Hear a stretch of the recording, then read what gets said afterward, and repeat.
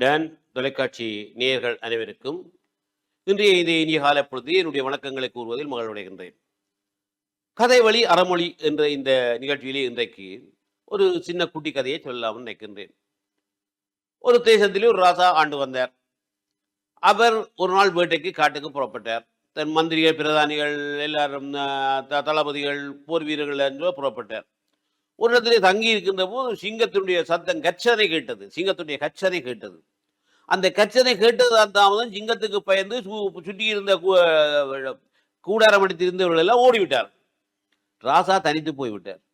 தனித்து போய்விட்ட ராஜா உடனடியாக அவரை நோக்கி சிங்கம் வந்து விட்டது. பக்கத்திலே வந்து விட்டது. வந்து அவரை கொல்ல போகிறது. சிங்கம் பாய யோசிக்கிறது. அவர் கத்துறார், ஐயோ என்னை யாராவது காப்பாற்றுங்கள், காப்பாற்றுங்கள், சிங்கம் உங்களுக்கு காட்டுக்கு ராசா சிங்கம், அதை வெல்வது சாதாரண வேலையே இல்லை, அப்ப என்னை யாராவது காப்பாற்றுங்கள், காப்பாற்றுங்கள் என்று அரசன் கொஞ்சம் சத்தமிட தூரத்திலே இருந்த வீரன் அதை கேட்டுவிட்டு ஒரு அம்பை போடுகிறான். அந்த அம்பினாலே அந்த சிங்கம் நேரடி குறிதவராத அந்த அன்பினாலே சிங்கம் வீழ்ந்து படுகின்றது.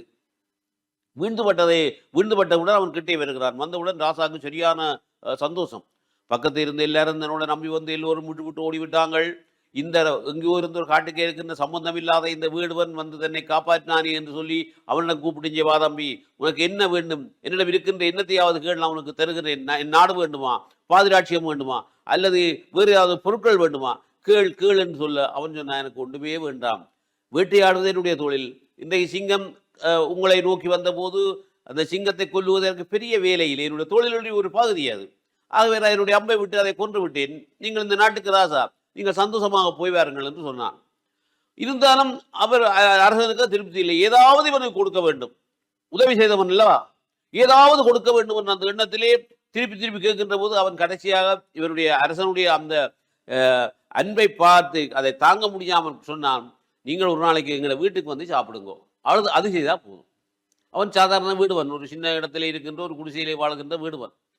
அப்போ சரி, நான் வந்து உன் வீட்டிலே சாப்பிடுகிறேன் என்று ராஜா போய்விட்டார்.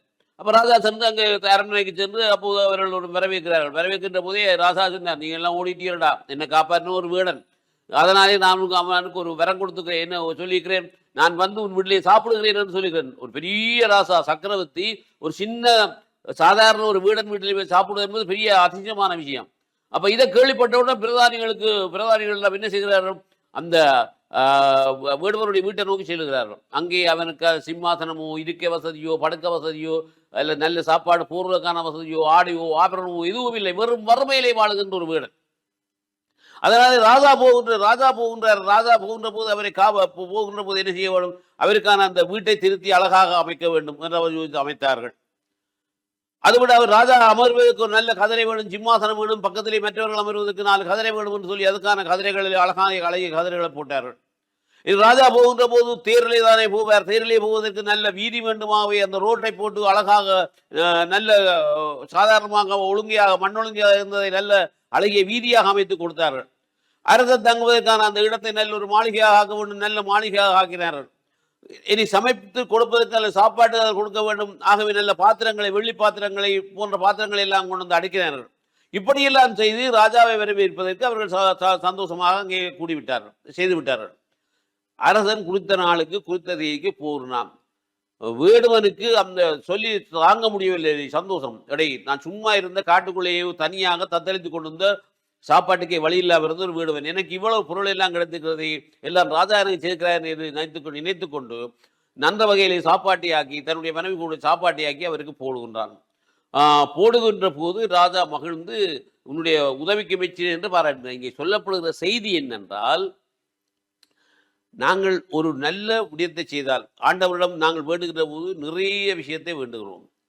என்னுடைய வீடு, எனக்கு வீடு வேணும், எனக்கு கல்வி வேணும், எனக்கு செல்வம் வேணும், என்னுடைய பிள்ளை நல்லா இருக்க வேணும், என்னுடைய பிள்ளை கிடைத்து பேர பிள்ளை காண வேணும், என்னுடைய மகன் வெளிநாட்டுக்கு போக வேணும், காணி வேணும், பூவி வேணும், எல்லாத்தையும் நாங்கள் ஒரு 5 ரூபா காசு ஐயருக்கு கொடுத்து விட்டு அரிச்சனையில் இவ்வளவற்றையும் எழுதி கொடுக்கணும். இது தேவையில்லை என்ற செய்தி தான் இது சொல்லப்படுற செய்தி. ஒரு இடத்தில் நாங்கள் தெய்வத்தை, சாதாரண மனிதனை அரசனை இவ்வளவு செய்தான் என்றால் தெய்வம், அப்பால் நிற்கின்ற தெய்வம், வேண்டத்தக்கது அறிவோய் நீ, வேண்ட முழுதும் தருவோய் நீ என்று கூறப்படுகின்ற அளவுக்கான மேலான தெய்வம். அவர் அடியவர்கள் வேண்டுகின்ற போது அடியவர்கள் வேண்டுவது மட்டும்தான் அவருடைய வேலை. ஆண்டவா என்னை பார்த்துக்கோ, நான் உனக்கு அன்பு செய்கின்றேன், என்னால் முடிந்ததாகிய பூவை கொண்டு வந்து போடுகிறேன், என்னால் முடிந்ததாகிய ஜலத்தை தண்ணீரை கொண்டு வந்து உனக்கு தெளிக்கின்றேன், கழுவுகின்றேன், கூட்டுகின்றேன், இவ்வளவு தான் செய்து போட்டு நீயே என்னை பார்த்துக்கொள், நான் உன்னிடம் வேண்டுவது ஒன்றுமில்லை என்று சொல்லிவிட்டு வந்தால் ஆண்டவன் எனக்கு தேவையான எல்லாத்தையும் அவனே தருவான். ஆண்டவன் எல்லாம் அறிந்தவன், அனைத்தும் அறிந்தவன், முற்றும் உணர்ந்தவன். ஆகவே முற்றுமுணர்ந்த ஆண்டவனுக்கு என்னுடைய குறை தெரியாத, அவன் தேவையானதை அவரே செய்வான். இப்ப இந்த அரசர் என்ன மாதிரி வேடுவனுக்கு தேவையானதை அவன் செய்யாது போனாலும் அவனோடு கூட விழுந்தார்கள், செய்து கொடுத்தார்களோ, அதுபோல ஆண்டவன் தன்னுடைய கிருபா கடாட்சத்தினாலே நமக்கு தேவையானதையும் அவனே தருவான். நாங்கள் என்ன என்று சொல்லி பிரித்து பிரித்து வேண்ட வேண்டியதில்லை. நாங்கள் செய்ய வேண்டியது வேண்டுதல் ஒன்று மட்டும்தான் ஆண்டவரிடம் செய்ய வேண்டியது. அந்த வேண்டுதலாலே எங்களுக்கு அனைத்தும் கிடைக்கும். அந்த செய்தியை உங்களுக்கு சொல்லி வாய்ப்புக்கு நன்றி கூறி விடுகிறேன். நன்றி, வணக்கம்.